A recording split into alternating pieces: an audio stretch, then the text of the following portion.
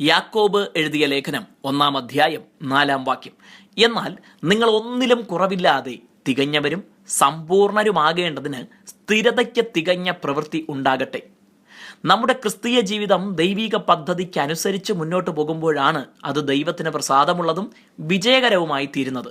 പലപ്പോഴും ദൈവിക പദ്ധതികളിൽ നിന്ന് നാം വ്യതിചലിക്കുന്നത് സാഹചര്യങ്ങൾ മാറുമ്പോഴാണ്.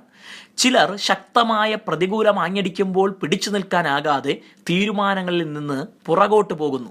മറ്റു ചിലരാകട്ടെ എല്ലാം സുഖകരമായിരിക്കുമ്പോൾ ദൈവിക പദ്ധതികൾ മറന്ന് തങ്ങൾക്കിഷ്ടമുള്ള വഴികളിലേക്ക് നീങ്ങുന്നു.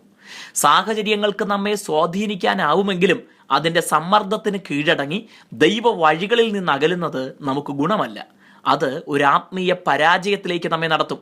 ലോത്ത് തൻ്റെ സമ്പത്ത് വർദ്ധിക്കും തോറും അതിനെ വീണ്ടും വർദ്ധിപ്പിക്കുന്നതിന് സോദോം ഗോമോറയിലേക്ക് മാറി താമസിച്ചത് അനുകൂല സാഹചര്യങ്ങളിൽ ഒരുവൻ ദൈവ വഴികളിൽ നിന്ന് അകലുന്നതിന് ഉദാഹരണമായി കാണാവുന്നതാണ്.